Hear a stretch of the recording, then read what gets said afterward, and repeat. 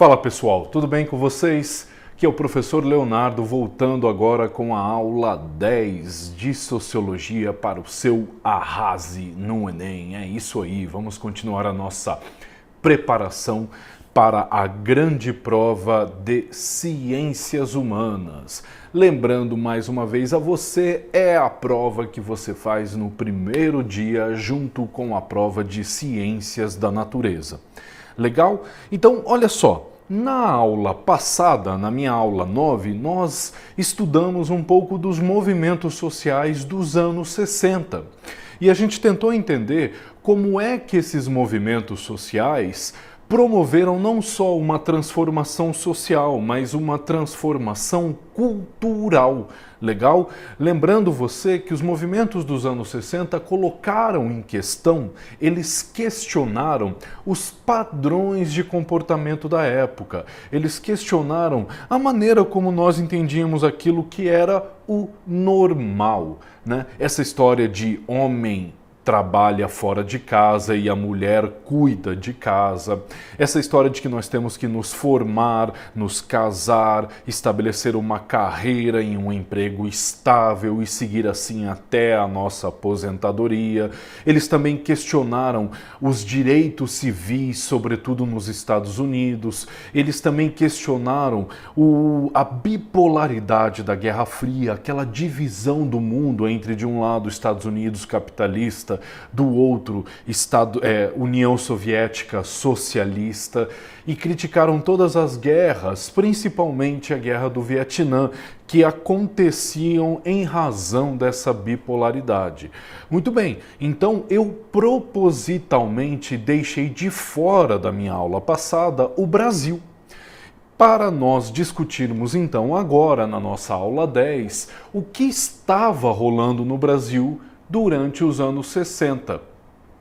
E aí, pessoal, é impossível de a gente driblar, de a gente deixar de lado o principal acontecimento social, político, econômico que surge, que inicia-se a partir dos anos 60 aqui no Brasil e vai se desenrolar até a década de 80, né? Muitas pessoas aí da minha idade, por exemplo, que estão na faixa dos 30 anos, eles nasceram nos anos 80 e viram então a ditadura militar terminar, né, os seus últimos acontecimentos, os seus últimos respiros ali durante a década de 80.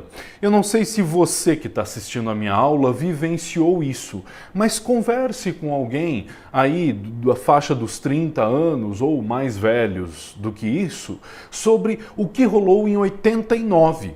Isso mesmo, 1989 aqui no Brasil foram as primeiras eleições diretas para presidente da República depois da ditadura militar. 1989, então, foi um ano muito movimentado aqui no Brasil. Eu me lembro de assistir as propagandas eleitorais na TV, eu me lembro de toda a ebulição democrática que esse país estava vivenciando ali em 89. Não entendia muito bem na época, mas era justamente isso, era o fim da ditadura militar e o Brasil então voltando a essa história de voto, né? O que eu faço com um voto para presidente da República? Lembrando que votos estaduais para governador, prefeito, deputados estaduais já estava rolando antes, ok? Ao longo da década de 80 já rolaram eleições estaduais e municipais, mas em 89 então foi a primeira eleição democrática para presidente da República depois da ditadura militar, depois do fim da ditadura militar, né? Muitos candidatos à presidência. No segundo turno, tivemos o então candidato Luiz Inácio Lula da Silva, representando o Partido dos Trabalhadores, disputando contra o Fernando Collor de Mello. Não me lembro exatamente qual era o partido dele, mas era um partido inexpressivo que nem existe mais. Hoje, esses dois candidatos foram ao segundo turno e o Collor acabou vencendo o Lula e foi então o nosso primeiro presidente da República eleito democraticamente. Legal? Lembrando que antes do Collor houve uma presidência civil, ok? Então não foi um militar, um presidente militar que entregou a União, a presidência da República para o Collor. Foi um presidente civil, um sujeito chamado José Sarney, foi o primeiro presidente do Brasil civil depois da ditadura militar. Contudo, ele não foi eleito democraticamente, ele não foi eleito pelo voto popular. Em 1984, vamos lá pessoal, vamos lembrar desses eventos importantes, que é o fim da ditadura militar que a gente vai discutir durante essa aula. Em 1984, as diretas já eclodiram aqui no Brasil, tomaram as ruas das principais cidades brasileiras. Teve um movimento das diretas já em São Paulo e Rio de Janeiro, com mais de 1 milhão de pessoas presentes, que eles pediam justamente as eleições diretas para a presidência da República. Só que o Congresso Nacional, os nossos senadores e os nossos deputados federais não aceitaram as diretas já para 1985. O pedido da população não foi aceito. Só que aquela pressão, aquela quantidade de gente nas ruas, fez sim com que os deputados elegessem pela primeira vez, depois de 21 anos, um presidente civil. Quem foi eleito em 1985 pelo Congresso, portanto uma eleição indireta, foi um sujeito chamado Tancredo Neves, um mineiro que é vô do atual senador da República, Aécio Neves, que acabou perdendo as eleições em 2014 para a presidência da República. Ele foi eleito, ele já era um homem idoso, ele já estava bem velhinho. Para vocês terem uma ideia, o Tancredo Neves foi ministro do Trabalho lá do Getúlio Vargas, na década de 50. Então, ele foi eleito e alguns dias depois ele vem a falecer. E aí o vice-presidente dele, que era o José Sarney, acabou então sendo o primeiro presidente da República. Legal?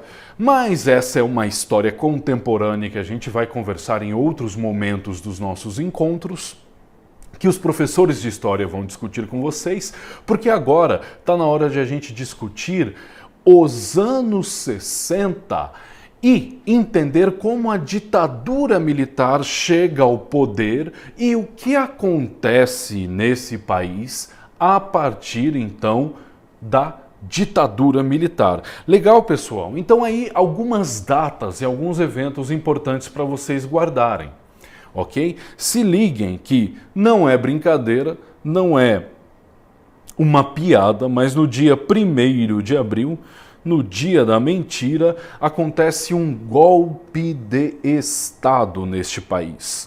Os militares apoiados, ok? É muito importante você guardar essa informação, apoiados pela elite civil do Brasil. Eu estou falando de grandes empresários, eu estou falando de grandes ruralistas, eu estou falando sim de boa parte da população em geral que apoiava os militares, ok? Então, os militares, com o apoio de boa parte da elite brasileira, tira do poder, depõe o nosso então presidente da República, João Goulart, se vocês já devem ter ouvido falar por aí, o famoso Jango. Legal? Então, vamos lá, lembrar de alguns contextos aqui, pessoal. Em 1961, o Jânio Quadros, que era o nosso presidente da República, ele se exonera do cargo, ele renuncia à presidência da República. Aí você se pergunta, por quê? Por que o Jânio Quadros fez isso?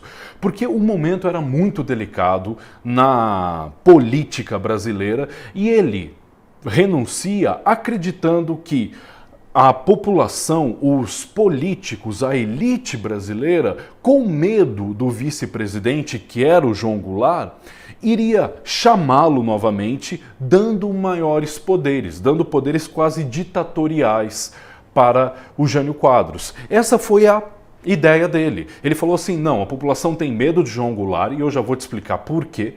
Então eu vou renunciar e eles vão me trazer novamente com maiores poderes do que eu tenho hoje.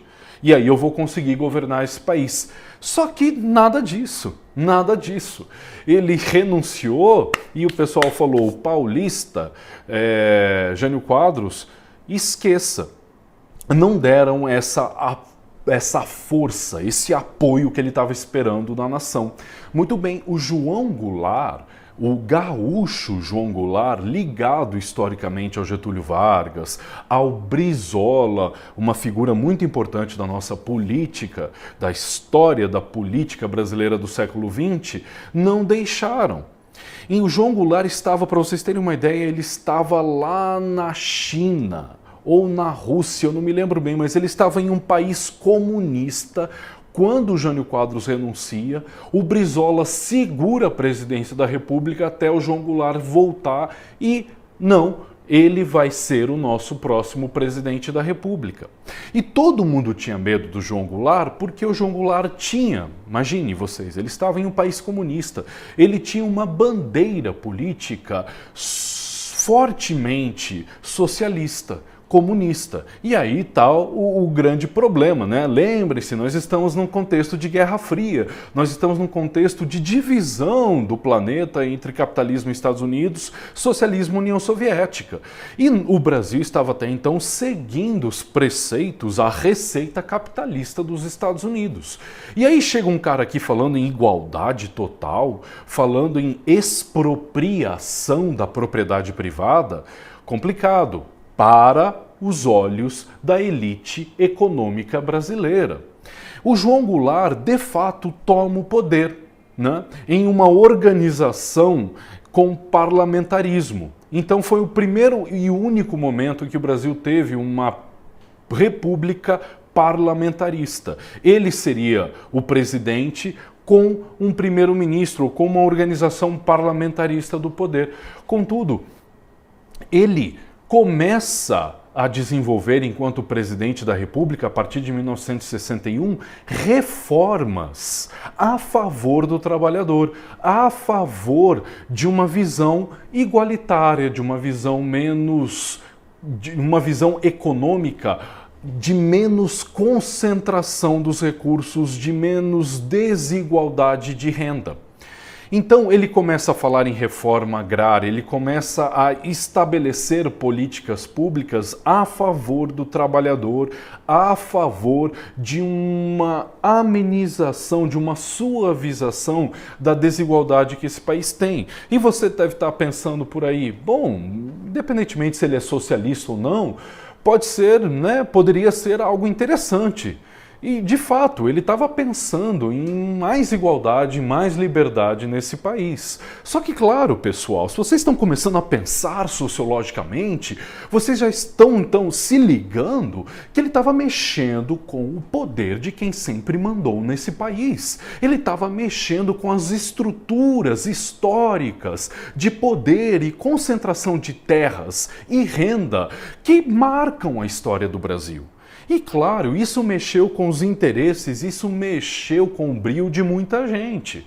Então, é nessa conjuntura que os militares, pensando na chegada de um suposto socialismo aqui no Brasil, apoiados por toda a elite econômica, industrial, rural do país e junto com o apoio da população que tinha medo do socialismo, do comunismo, né, por meio de toda a propaganda, de todo o marketing norte-americano, né, transformando o socialismo numa espécie de inferno vermelho, né, em toda essa luta ideológica da Guerra Fria. E então, pum, eles dão um golpe de Estado. O golpe de Estado é muito fácil de você entender. Eles chegam lá no poder, Brasília já era a capital do Brasil, chegam lá e falam, o negócio é o seguinte, Jango, você não é mais o presidente da República, a gente está tomando a presidência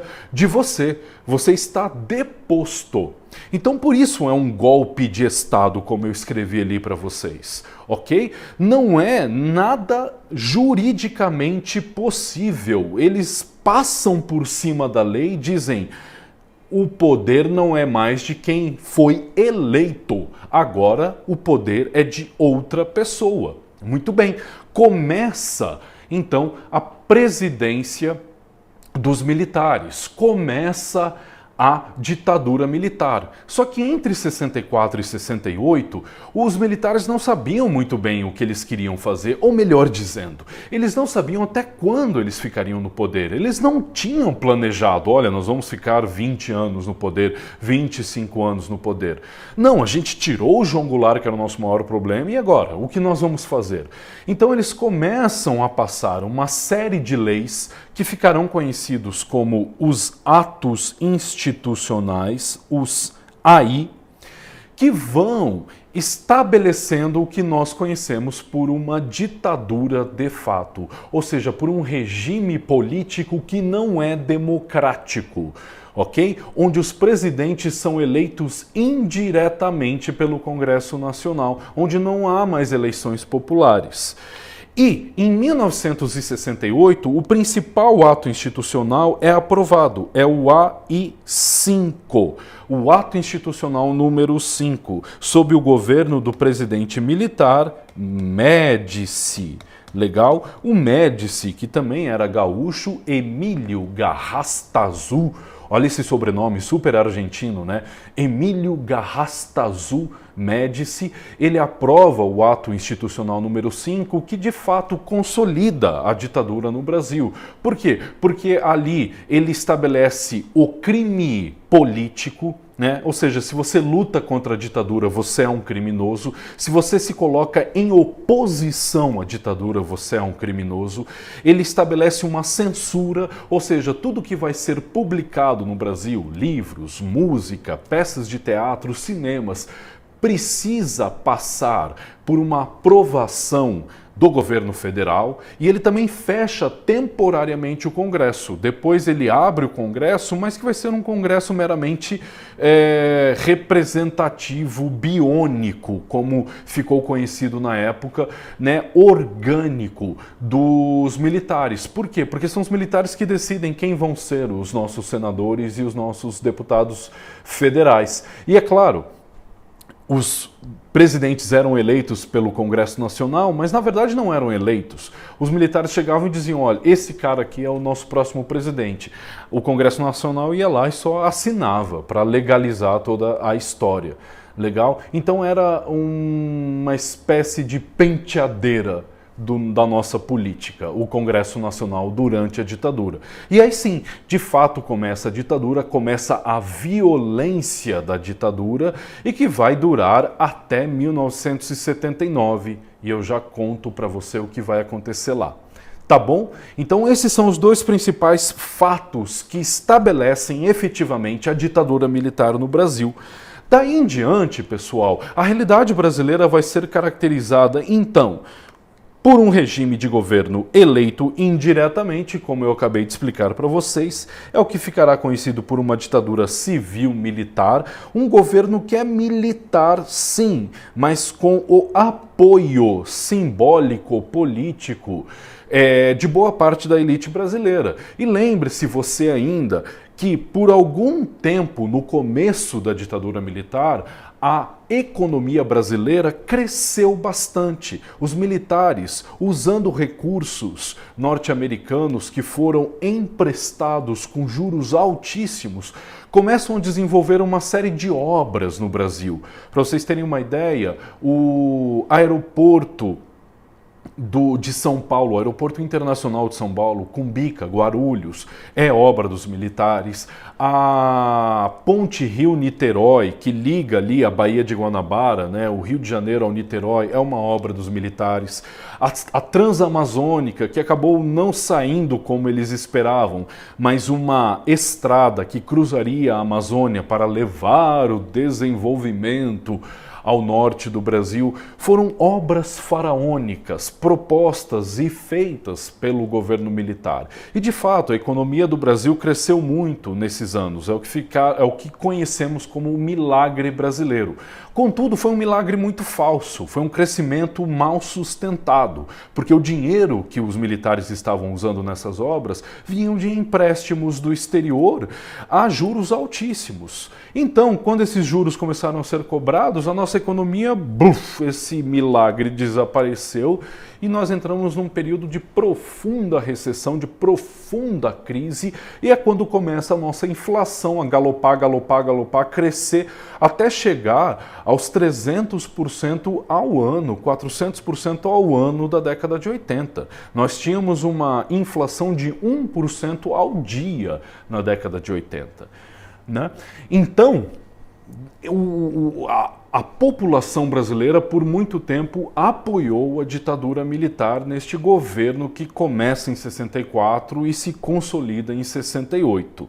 Claro, uma censura política e artística fortíssima e que vai desencadear o quê? De um lado, uma luta armada contra a ditadura. Claro, pessoal, se você não pode fazer uma oposição política aqui, ó, que vai discutir, que vai argumentar, que vai se posicionar contra, como é que você luta? Indo para a clandestinidade.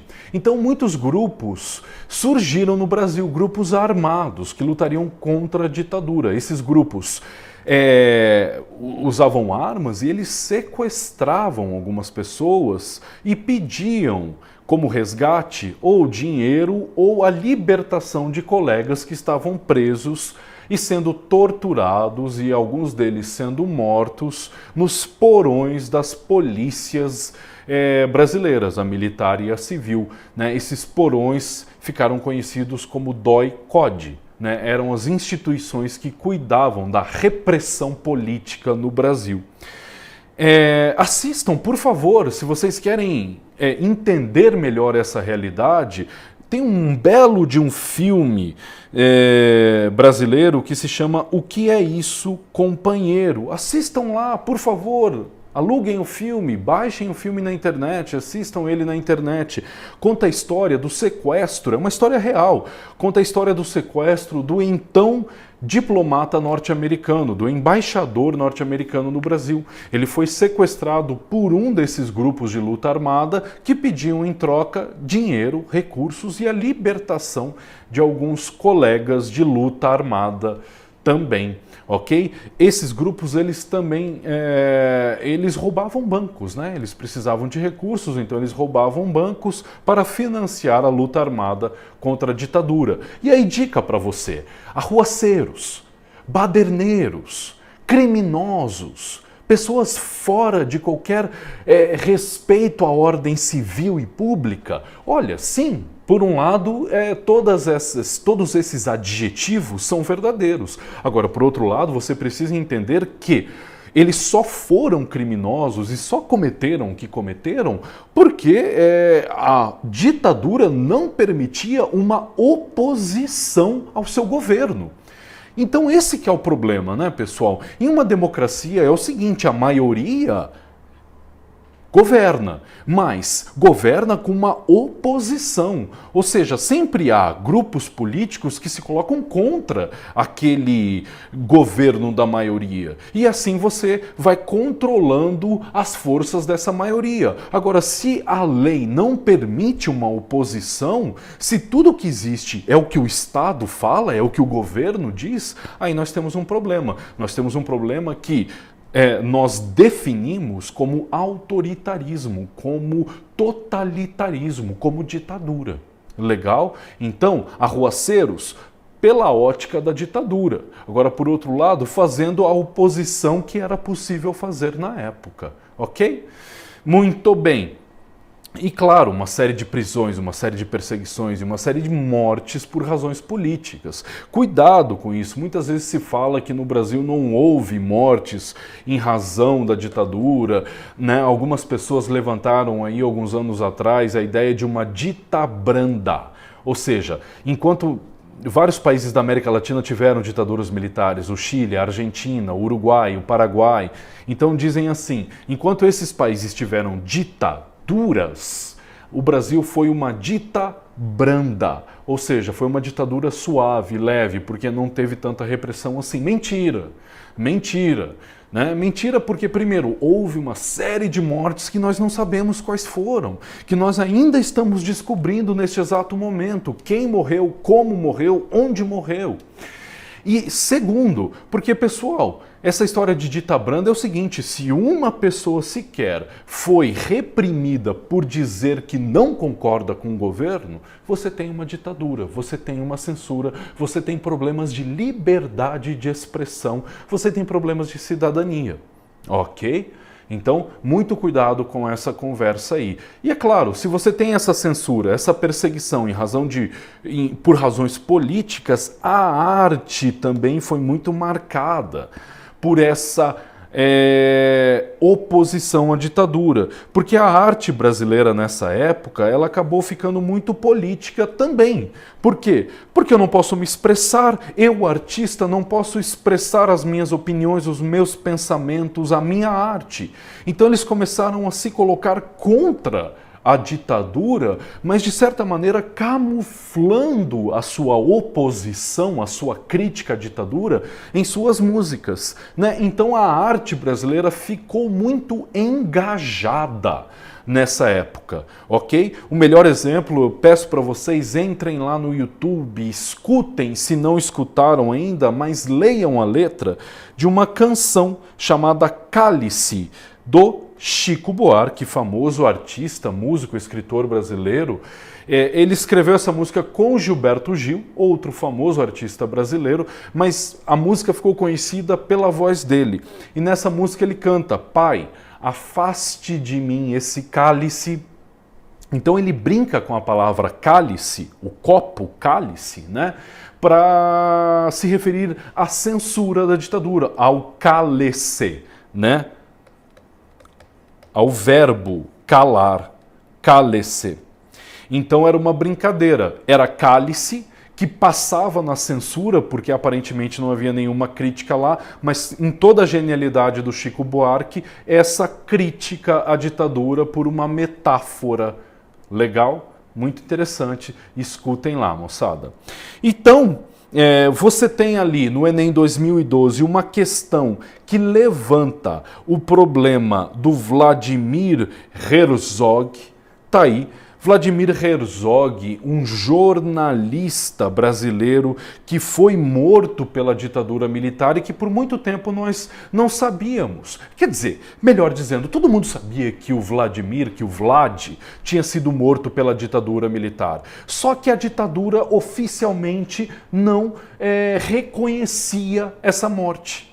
Então, a questão aqui traz um texto de jornalistas pedindo que a ditadura militar de fato investigue os fatos e que a verdade venha à tona. Então leia lá a questão, resolva ela com muito cuidado e descubra por que o gabarito é a alternativa E. Ok? E aí, pessoal, terminando a nossa aula, cuidado com esses 3 pontos aí, ó. Porque o Enem está interessado em ver como é que você se relaciona com o fim da ditadura.